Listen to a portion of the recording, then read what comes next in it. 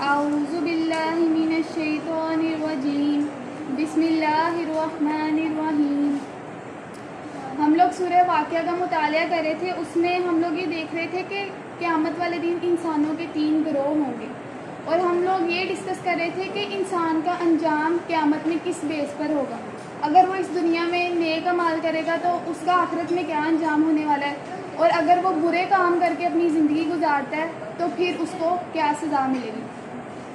اس سلسلے میں ہم نے سب سے پہلے مقربین کا ذکر کیا تھا، یعنی وہ لوگ جو نیکیاں کمانے میں سبقت کرتے ہیں، یعنی وہ حق کے خلاف کوئی بھی ریزسٹنس شو نہیں کرتے۔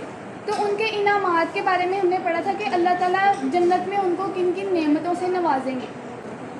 آج ہم لوگ ذکر کریں گے دوسرے گروہ کا اور تیسرے گروہ کا، اور جس طرح ہم نے پہلے گروہ کا ذکر کرتے ہوئے اپنا محاسبہ کیا تھا کہ ہم لوگ مقربین والے کام کر بھی رہے ہیں یا نہیں، تو آج کے درس میں بھی آپ لوگوں نے یہی کوشش کرنی ہے، اور میں نے بھی، کہ کیا ہم لوگ نیک لوگوں کی فہرست میں شامل ہیں یا ہم لوگ ان لوگوں میں شامل ہیں جو قیامت والے دن بائیں بازو والے ہوں گے، یعنی ایسے لوگ جو سزا کے مستحق ہوں گے۔ بسم اللہ الرحمن الرحیم۔ وَأَصْحَابُ الْيَمِينِ مَا أَصْحَابُ الْيَمِينِ، اور دائیں بازو والے، کیا کہنا دائیں بازو والوں کی خوش نصیبی کا۔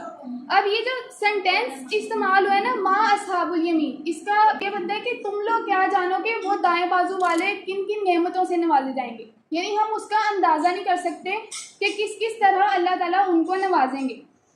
تو پچھلے لیکچر میں یہ میں نے بتایا تھا کہ یمین کا مطلب عربی میں ہوتا ہے سیدھے ہاتھ والے، اور عرب میں یہ کلچر تھا کہ جس کسی انسان کو وہ عزت دار سمجھتے تھے، جیسے گاؤں کا کوئی چودھری ہے یا کوئی سردار ہے تو وہ اس کو دائیں طرف بٹھاتے تھے، یعنی وہ اس کو عزت دار کنسیڈر کرتے تھے۔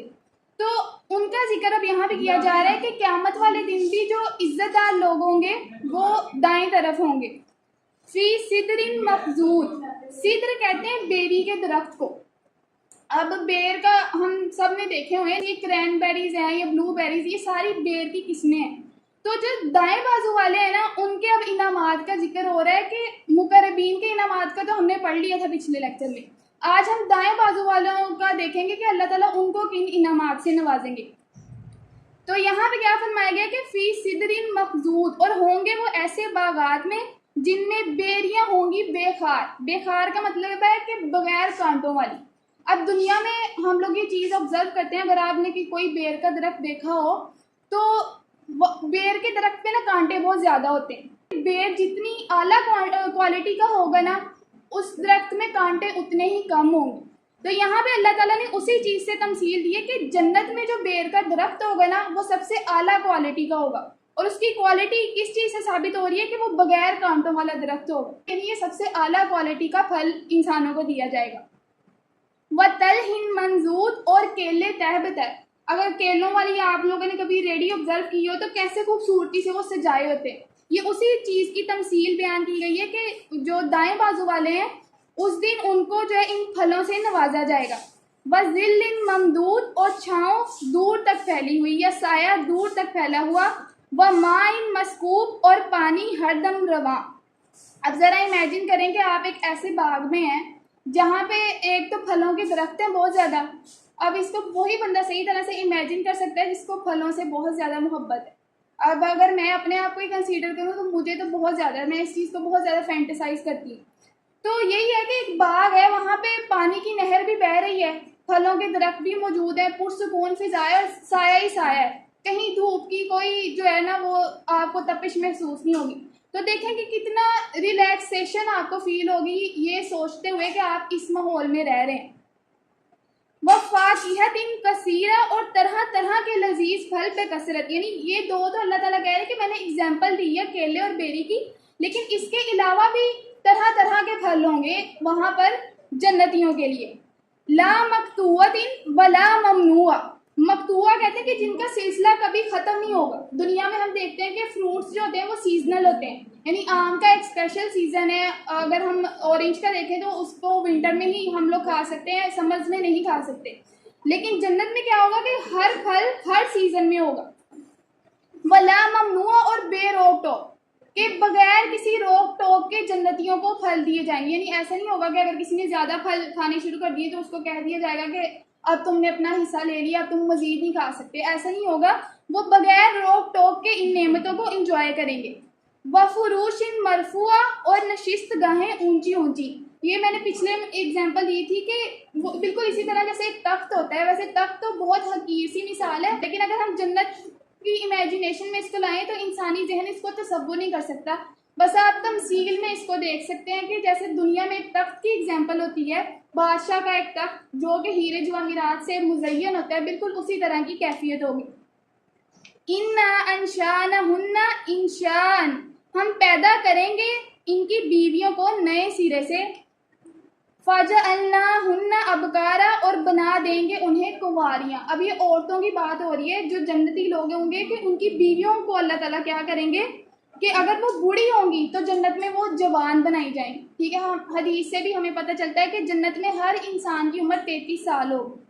تو اسی سلسلے میں ایک حدیث بھی یاد آتی ہے کہ ایک دفعہ ایسی آپ صلی اللہ علیہ وسلم کے پاس ایک عورت آئی اور اس نے کہا کہ یا رسول اللہ میرے لیے جنت کی دعا کریں. تو آپ صلی اللہ علیہ وسلم نے نا ایسے ہی مذاق میں کہہ دیا کہ جنت میں تو کوئی بوڑھی نہیں جائے گی. تو وہ بیچاری نا رو کے واپس چلے گئی کہ اب میں جنت میں جا ہی نہیں سکتی. اس نے یہ سمجھا. پھر آپ صلی اللہ علیہ وسلم نے کسی صحابہ کو بھیجا کہ اس کو جا کے بتاؤ کہ وہ بوڑھی حالت میں جنت میں نہیں جائے گی بلکہ اللہ تعالیٰ اس کو جوان بنا کر جنت میں پیدا کرے گی. تو آپ ہم سب عورتیں, ہم سب کی سائیکی کیا ہے, ہم سب کو پتہ ہے کہ ہر کوئی خوبصورت دکھنا چاہتا ہے. اس کے لیے ہم ڈفرینٹ کاسمیٹکس پروڈکٹس بھی یوز کرتے ہیں. پھر ہم لوگ ساری زندگی کے لیے جوان رہنا چاہتے ہیں, اس لیے ہم اپنی عمریں بھی چھپا رہے ہوتے ہیں. تو جنت میں اللہ تعالیٰ کہہ رہے ہیں کہ آٹومیٹکلی ہر عورت کو یہ چیز ملے گی کہ وہ ہمیشہ جوان رہے گی, ہمیشہ خوبصورت رہے گی. پھر چاہے وہ دنیا میں اتنی خوبصورت نہیں تھی, لیکن آخرت میں جنت میں کوئی نیک عورت ہوگی تو اس کی خوبصورتی کا لیول ہی الگ ہوگا.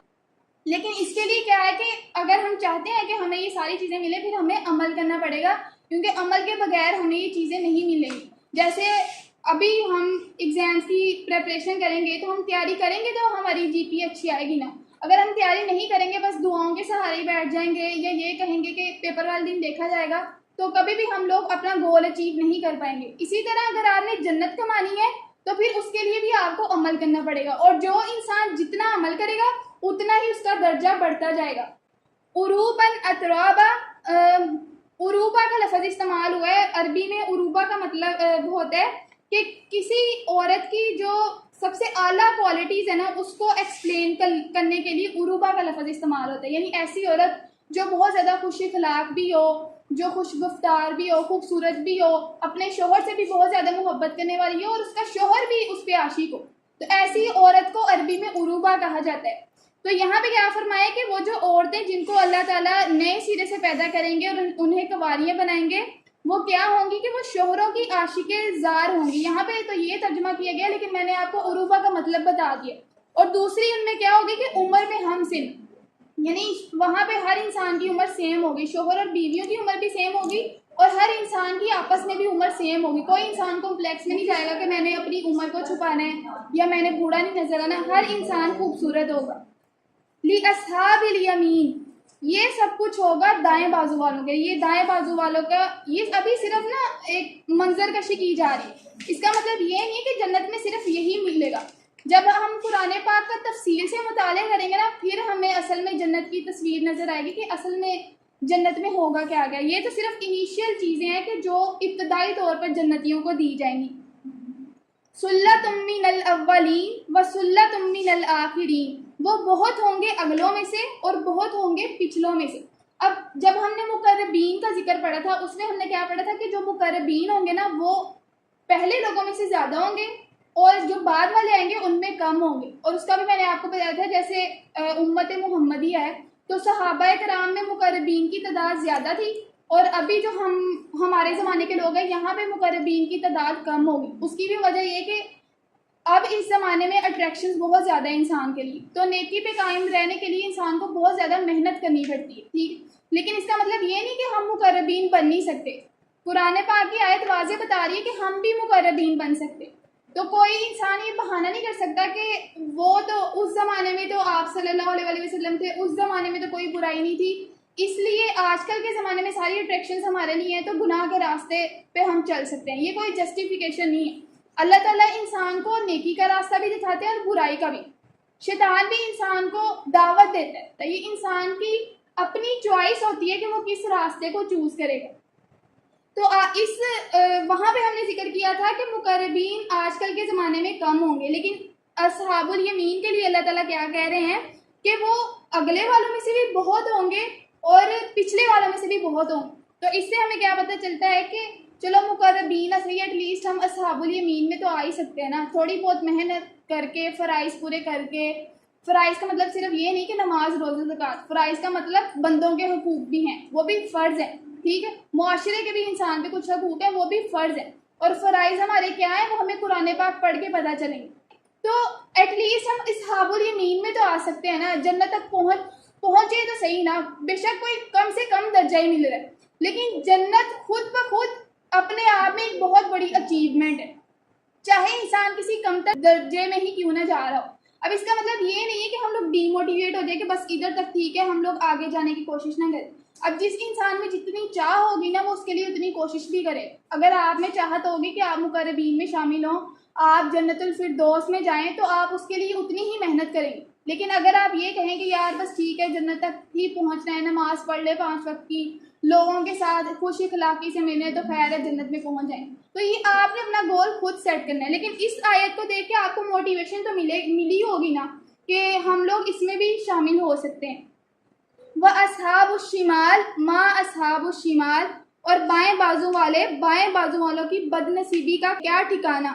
پچھلے میں ہم نے بائیں بازو والے کے لیے مشأمہ کا لفظ استعمال کیا تھا. اب یہاں پہ شمال کا لفظ ہے، دونوں سملر ہیں، دونوں کا مطلب ہے بائیں بازو والے. اور اس کا بھی میں نے آپ کو بتایا تھا کہ عرب کلچر میں جو لوگ ذلیل و رسوا سمجھے جاتے تھے ان کو بائیں سائڈ پہ بٹھایا جاتا ہے. تو قیامت میں بھی جو انسان ذلیل و رسوا ہوگا وہ بائیں طرف ہوگا. اب ان کا ذکر آ رہا ہے کہ وہ ان کی کیا حالت ہوگی آخرت میں. فی سموم و حمیم، سموم کہتے ہیں عربی میں تیز جھلسا دینے والی لو کو. اب لو گرمیوں میں بھی چلتی ہے، آپ لوگوں نے کہیں نہ کہیں تو ایکسپیرینس کی ہوگی، یہ دنیا کی لو ہوگی. تو آخرت کی جو لو ہوگی وہ اس سے بھی 1000 ٹائمز زیادہ ہوگی، ہم اس کو امیجن بھی نہیں کر سکتے. وہ حمیم، اور کھولتے ہوئے پانی میں. وَظِلٍّ مِّن یَحُومٍ، اور سائے میں سخت کالے دھوئیں کے. اب دیکھیں کہ اس سے پہلے جو اصحاب الیمین تھے وہاں پہ سائے کو نعمت قرار دیا گیا ہے دائیں بازو والے کے لیے، لیکن یہاں پہ جو بائیں بازو والے ہیں ان کے لیے سائے کو ایک زحمت بنا دیا گیا کہ سایہ ان کے لیے زحمت ہوگا. اور وہ سایہ کس چیز کا ہوگا؟ سخت کالے دھوئیں کا. ابھی آپ یونیورسٹی سے تھک کے آئے ہوئے ہیں، سخت دھوپ پڑ رہی ہو تو آپ کا ٹھنڈا پانی پینے کا دل کرے گا، ایسے ہی ہے نا. اور یہاں جہاں پہ تھوڑے سے درخت لگے ہوئے ہیں وہاں پہ جا کے بھی آپ کو ٹھنڈک کا احساس فیل ہو رہا ہوگا. تو یہ اس کے اپوزٹ یہاں پہ معاملہ ہو رہا ہے کہ جو بائیں بازو والے ہوں گے، ایک تو وہ لو کی لپٹ میں ہوں گے، سب جھلسا دینے والی وہ لو ہوگی، اور اس سے بچنے کے لیے اگر وہ ٹھنڈا پانی پینا بھی چاہیں گے تو ان کو میسر نہیں آئے گا، ان کو کھولتا ہوا پانی دیا جائے گا اور وہ پانی پینے پر مجبور ہوں گے. اور تیسری چیز کیا کہ وہ سخت کالے دھوئیں کے سائے میں ہوں گے. دھواں ہم سب ایکسپیرینس کرتے ہیں، دھوئیں میں جب بھی ہم لوگ جاتے ہیں ہمیں کھانسی آنی شروع ہو جاتی ہے، اریٹیشن فیل ہوتی ہے. تو جو بائیں بازو والے نا اس دن ان کی یہی کیفیت ہوگی کہ وہ اس طرح کے عذاب میں مبتلا ہوں گے. لا بارد ولا کریم، جو نہ ٹھنڈا ہوگا اور نہ کریم کا مطلب ہوتا ہے عربی میں فیض بخش، اور یہاں پہ نہ آرام دہ، یعنی ان کو کسی طرح سے قرار ان کو نصیب نہیں ہوگا. انہم کانوا قبل ذالک مترفین، یقیناً یہ لوگ تھے اس سے پہلے خوشحالی میں مگن. اب جو بائیں بازو والے ہیں نا ان کے عذاب کا ذکر کرنے کے بعد وجہ بیان کی جا رہی ہے کہ کیوں ان کے ساتھ یہ معاملہ کیا جائے گا. ظاہری بات ہے اللہ تعالیٰ بلا وجہ تو کسی کو سزا نہیں نہ دیں گے. تو پہلی وجہ کیا کہ وہ خوشحالی میں مگن تھے. خوشحالی میں مگن کیا کہ دنیا میں مگن ہو گئے. ان کے پاس پیسہ تھا، پیسہ اللہ تعالیٰ نے ان کو دیا تھا اپنی نعمتوں کا شکر ادا کرنے کے لیے، ٹھیک ہے، لیکن انہوں نے اس کا غلط استعمال کیا. انہوں نے پیسے کو ہی اپنا سب کچھ سمجھ لیا. پیسہ کمانا اسلام میں منع نہیں ہے، پیسے کی محبت میں اس قدر مبتلا ہو جانا کہ آپ کو پوری زندگی اللہ تعالیٰ کی یاد نہ ہے، اللہ تعالیٰ کے احکامات آپ کو یاد نہ ہیں، یہ چیز اسلام میں حرام. اسی لیے کہا گیا ہے کہ پیسہ اتنی سخت آزمائش ہے. اور ہم دیکھتے بھی ہیں کہ کس طرح سے انسان پیسوں کے حریص ہیں، مال کے حریص ہیں. تو پہلی وجہ کیا ہوگی ان کے اس عذاب میں مبتلا ہونے کی کہ وہ خوشحالی میں مگن ہو گئے تھے، یعنی انہوں نے کبھی اللہ کو یاد ہی نہیں کیا، انہوں نے کبھی یہ کنسیڈر ہی نہیں کیا کہ وہ آخرت میں اللہ تعالیٰ سے ملنے والے ہیں، چلو ہم اپنے اعمال ہی سیدھے کر لیں۔ وَقَانُوا يُصِرُّونَ عَلَى الْحِنْثِ الْعَظِيمِ، اور اصرار کیا کرتے تھے بڑے بڑے گناہوں پر۔ یہ دوسری وجہ ہوگی کہ کیوں وہ عذاب میں مبتلا ہوں گے، کہ وہ بڑے بڑے گناہوں کا ارتکاب کرتے تھے۔ سب سے بڑا گناہ کیا ہے؟ شرک، اس کے بعد قتل، پھر زنا، یہ سارے بڑے بڑے گناہ ہیں۔ اور اگر آپ یہ چیز آبزرو کریں کہ کیوں انسان بڑے بڑے گناہوں پہ اصرار کرتا ہے، تو وہ پہلی وجہ میں ہی نظر آئے گی کہ جب انسان دنیا کی زندگی میں مگن ہو جاتا ہے نا، جب وہ اپنی خواہشوں کا غلام بن جاتا ہے، تو پھر وہ گناہوں پہ ہی اصرار کرتا ہے، پھر اس کو نہیں یاد آتا کہ وہ کسی خدا کا بندہ ہے یا نہیں، وہ صرف یہ دیکھتا ہے کہ میں نے اپنی خواہشات کی پیروی کرنی، وہ اس مٹیریلسٹک دنیا کو ہی سب کچھ سمجھ کے بیٹھ جاتا ہے اور یہ بھول جاتا ہے کہ آخرت بھی کبھی برپا ہونی تھی۔ وَقَانُوا يَقُولُونَ، اور کہا کرتے تھے، أَإِذَا مِتْنَا وَكُنَّا تُرَابًا وَعِظَامًا أَإِنَّا لَمَبْعُوثُونَ، اور کہا کرتے تھے کہ جب ہم مر جائیں گے اور ہو جائیں گے مٹی اور ہڈیاں تو کیا یقیناً ہم پھر اٹھا کھڑے کیے جائیں گے۔ تیسری وجہ کیا ہوگی کہ وہ آخرت پہ یقین نہیں رکھتے تھے، آخرت کو ایک بے معنی چیز سمجھتے تھے، وہ اس چیز کو امپاسبل کنسیڈر کرتے تھے کہ تمام انسانیت جو ہے وہ آخرت میں اللہ تعالیٰ کے سامنے حاضر ہو کر اپنے اعمال کا جواب دے گی۔ اور یہ جو چیز ہے آخرت کے بارے میں، یہ وہ مطلب تجسس کے لیے نہیں پوچھتے تھے، وہ مذاق اڑانے کے لیے پوچھتے تھے۔ کفار مکہ کے بارے میں جب ہم لوگ پڑھتے ہیں تو ہمیں یہ ملتا ہے کہ وہ آپ صلی اللہ علیہ وسلم پر طنز کرتے تھے اس چیز پر کہ یہ ہمیں کہتا ہے کہ آخرت برپا ہوگی جبکہ ہم تو یہ کنسیڈر ہی نہیں کر سکتے۔ تو وہ تجسس کے لیے نہیں سوال پوچھتے تھے، وہ مذاق اڑانے کے لیے سوال پوچھتے تھے۔ آباؤنا الاولون، اور کیا ہمارے باپ دادا بھی اٹھائے جائیں گے جو پہلے گزر چکے، یعنی وہ سمجھتے ہیں کہ ایسا ہو ہی نہیں سکتا، پاسبل ہی نہیں ہے۔ قل ان الاولین والآخرین، کہیے بلا شبہ پہلے بھی اور پچھلے بھی، لا مجموعون، سب ضرور جمع کیے جائیں گے، الی میقات یوم معلوم، ایک معین دن کے مقرر وقت پر۔ اب پہلی آیت جو ہم نے اس سورت کی پڑھی تھی، کیا بحث ہو رہی تھی وہاں پہ کہ قیامت کے بارے میں لوگ جو ہیں وہ طرح طرح کی باتیں کر رہے ہیں کہ آئے گی بھی تو دیکھا جائے گا، کبھی آنے والی نہیں ہے، اگر آئے گی بھی تو ہم لوگ ہی جنتی ہوں گے۔ تو وہاں پہ اللہ تعالیٰ نے کیا جواب دیا تھا ان کو کہ ابھی تو تم لوگ قیامت کو جھٹلا رہے ہو، کیونکہ تم لوگ دنیا کی زندگی کو محبوب رکھتے ہو، لیکن جب قیامت برپا ہو جائے گی نا تو پھر کوئی انسان اس کو جھٹلا نہیں سکے گا۔ اب یہاں پہ پھر اسی چیز کو جسٹیفائی کیا گیا ہے تمام تر گروہوں کا حشر دکھانے کے بعد کہ دیکھ لو جنتیوں کا کیا حال ہونے والا ہے، مقربین کے کیا انعامات ہوں گے، جہنمیوں کو کن عذاب سے دو چار ہونا پڑے گا۔ پھر دوبارہ سے اسی چیز کو جسٹیفائی کیا گیا ہے کہ ان سے کہہ دو کہ بے شک تمام اگلے اور پچھلے سب انسان اللہ تعالیٰ کے سامنے حاضر ہونے والے اور اپنے اعمال کا جواب دیں گے۔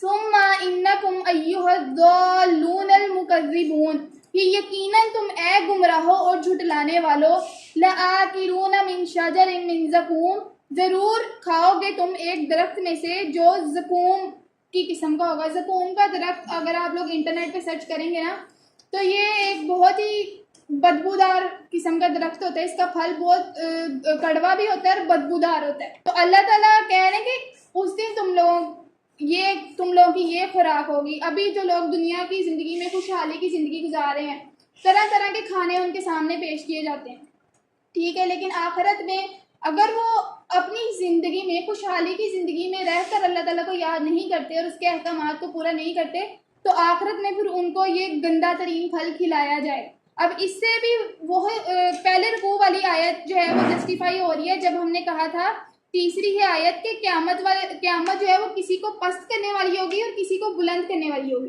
یعنی دنیا میں موسٹلی جو لوگ عزت دار سمجھے جاتے ہیں قیامت والے دن وہ ذلیل و رسوا ہوں گے، اور جو دنیا میں کمتر اور حقیر سمجھے جاتے ہیں، غریب سمجھے جاتے ہیں، قیامت والے دن وہی سب سے پہلے جنت میں شامل ہوں گے۔ اور یہ تو پھر ہمیں حدیث سے بھی پتہ چلتا ہے کہ جو غریب لوگ ہیں وہ امیروں سے 500 سال پہلے جنت میں داخل ہوں گے، کیونکہ انہوں نے سختیاں بھی زیادہ برداشت کی ہوں گی، ان کے پاس نعمتیں بھی کم تھیں، وہ چاہتے تو اللہ تعالیٰ کے خلاف سرکشی کر سکتے تھے لیکن انہوں نے پھر بھی شکر گزاری کا رویہ اختیار کیا۔ لیکن ہم لوگ جن کے پاس تمام تر نعمتیں ہیں، ہم پھر بھی اللہ تعالیٰ کی ناشکری کرتے ہیں، اللہ تعالیٰ کے خلاف بغاوت کا رویہ اختیار کرتے ہیں۔ تو پھر ظاہری بات ہے کہ سزا بھی تو ہمیں ملنی چاہیے نا. تو فمالئون منها البطون، سو بھرو گے تم اسی سے اپنے پیٹ، یعنی زقوم کا پھل ہی کھاؤ گے تم. فشاربون علیہ من الحمیم، پھر پیو گے اوپر سے کھولتا ہوا پانی، یعنی ایک تو کڑوا پھل بھی کھاؤ گے لیکن اس کے اوپر سے کھولتا ہوا پانی پینے پر بھی مجبور ہو جاؤ، کیونکہ تمہیں میسر ہی وہ ہوگا، تمہارے سامنے کوئی مشروب پیش نہیں کیا جائے گا، کوئی ٹھنڈا پانی پیش نہیں کیا جائے گا، تو وہی پینا پڑے گا. فشاربون شرب الہیم، سو پیو گے جیسے پیتے ہیں پیاس کے مارے ہوئے اونٹ، یعنی ہیم ایسے اونٹ کو کہا جاتا ہے کہ جو اتنا پیاسا ہو کہ وہ جتنا مرضی پانی پی لے لیکن اس کی پیاس نہ بجھے، اور وہ پانی پیتا چلا جائے لیکن اس کی پیاس نہیں بجھ رہی. تو یہی کیفیت اس دن بائیں بازو والوں کی یا جہنمیوں کی ہوگی کہ وہ کھولتا ہوا پانی پی لیں گے. کھولتا ہوا پانی اگر ہم ادھر کنسیڈر کریں، ذرا سا ہمارا ہاتھ لگ جائے کیسے ہم فوراً سے ہاتھ پیچھے کرتے ہیں، تو وہی پانی جب ہم آخرت میں اس سے زیادہ انٹینسٹی والا گرم پانی پی رہے ہوں گے تو ظاہری بات ہے ہماری اندر کی آنتیں بھی تو جل کے راکھ ہو جائیں گی نا، لیکن ہم پھر بھی وہ پینے پہ مجبور ہوں گے، اور اس طرح انسان اس کو پی رہے ہوں گے اس پانی کو جیسے ایک پیاسا اونٹ پیتے ہیں. تو دیکھیں کتنی تکلیف دہ بات. تو اب یہاں پہ رک کے ہم سب کو سوچنا چاہیے کہ کیا ہم لوگ اس دنیا میں رہتے ہوئے تھوڑا سا اپنی خواہشات پہ کمپرومائز نہیں کر سکتے؟ کر سکتے ہیں، ہر انسان کر سکتا ہے، لیکن ہم لوگوں نے اپنی خواہشات کو ہی اپنے اوپر اتنا زیادہ سوار کر لیا ہوتا ہے کہ ہم یہ سمجھ رہے ہوتے ہیں کہ ہم کبھی یہ اچیو ہی نہیں کر پاتے.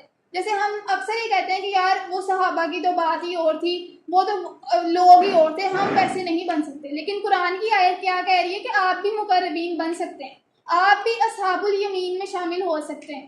تو آپ کے پاس ابھی اس دنیا میں اپرچونٹی ہے، اسپیشلی جوانی میں. جو انسان اب یہ تو ہم نے سنا ہوا ہے نا کہ جوانی کی عبادت، وہ جوانی کی عبادت کا مطلب یہ نہیں کہ جو بندہ جوانی میں نماز پڑھنا شروع کر دے. وہ جوانی کی عبادت کا مطلب کیا ہے کہ جو جوانی میں اللہ تعالیٰ کی طرف رجوع کر لے. اور کیونکہ جوانی کا دور ہی ایسا ہوتا ہے کہ انسان کو دنیا بڑی پیاری لگ رہی ہوتی ہے. بوڑھے ہو گئے تو ہر انسان ہے اللہ اللہ ہی کرنی. ہم دیکھتے بھی ہیں اپنے گھر میں اپنے بزرگوں کو کہ اب وہ جائے نمازوں پہ ہی بیٹھے رہتے ہیں. تو اصل میں جو انسان جوانی میں اللہ تعالیٰ کی طرف رجوع کرے گا نا اس پر پھر انعامات کی بارش ہی کی جائے گی. ھذا نزلہم یوم الدین، یہ ہوگی بائیں بازو والوں کی ضیافت روز جزا. نزل کا جو لفظ ہے نا وہ عربی میں استعمال کیا جاتا ہے کہ اگر کوئی مہمان آئے تو اس کے استقبال کے لیے جو انیشیل کھانا پیش کیا جاتا ہے نا، ہم کوشش کرتے ہیں کہ ہمارا کوئی مہمان ہے سب سے شاندار کھانا اس کے سامنے پیش کریں تاکہ اچھا امپریشن پڑے اس پہ. ٹھیک ہے، تو نزل کا لفظ یہ کہ ایسی ضیافت مہمان کو پیش کی جائے جو اس کے استقبال میں پیش کی جائے. تو اللہ تعالیٰ یہاں پہ کہہ رہے ہیں کہ یہ ابتدائی ضیافت ہوگی ان کی، یعنی یہ صرف ایک ٹریلر ہے، اس کے پیچھے آگے پوری فلم چلنے والی. سمجھ آئی کہ یہ ابھی ہم اس کو اگر اپنے اوپر امیجن کریں یہ عذاب کی ہی کیفیت ہے، لیکن یہ ایک انیشیل سٹیج ہوگی، اس سے بڑے بڑے عذاب دیے جائیں گے. اور وہ حدیثوں میں ہمیں پتہ چلتا ہے کہ جو زنا کرے گا اس کو کس طرح کا عذاب دیا جائے گا، جو قتل کرے گا اس کو کس طرح کا عذاب دیا جائے گا، جو سود کھائے گا تو اس کو کس طرح کا عذاب دیا جائے گا. تو یہ آج ہم ادھر تک ہی رکھتے ہیں. یہ ہم نے 3 گروہوں کے بارے میں ڈسکس کر لیے. ٹھیک ہے، اب آپ لوگوں نے فیصلہ کرنا ہے، میں نے بھی فیصلہ کرنا ہے کہ ہم کس گروہ میں شامل ہونا چاہتے ہیں. اگر ہم چاہتے ہیں کہ ہمارا انجام اچھا ہو، اللہ تعالیٰ ہم سے راضی ہوں، اور یہ صرف آخرت کے حوالے سے نہیں ہے، اگر آپ یہ چیز آبزرو کریں گے کہ جب آپ اس دنیا میں رہتے ہوئے اللہ تعالیٰ کے احکامات پہ چلنا شروع کریں گے نا تو آپ کی دنیا کی زندگی بھی بہتر ہونی شروع ہو جائے گی. کیونکہ میں نے پہلے لیکچر میں آپ کو یہی بتایا تھا پچھلے ہفتے کہ ہدایت کا مطلب یہ ہے کہ زندگی گزارنے کا طریقہ. تو اگر قرآن کے احکامات کو فالو کرنے کی وجہ سے آپ کی زندگی چینج نہیں ہو رہی، آپ کی زندگی میں کوئی بہتری نہیں آ رہی، تو اس کا مطلب یہ ہے کہ پھر یہ قرآن ہدایت نہیں ہو سکتا. لیکن ہم نے آبزرو کیا ہے، ہم نے پچھلی ہسٹری پڑھی ہے کہ کس طرح سے قرآن نے لوگوں کی زندگیوں کو بدلا ہے. تو آپ لوگ بھی اگر چاہتے ہیں کہ آپ لوگ اللہ تعالیٰ کے مقربین میں شامل ہوں اور نیک لوگوں میں شامل ہوں تو پھر ہم سب کو محنت کرنی پڑے گی. بالکل اسی طرح جس طرح ہم اپنی دنیا بنانے کے لیے محنت کرتے ہیں، آخرت بنانے کے لیے تو انسانوں کو مزید محنت کرنی چاہیے.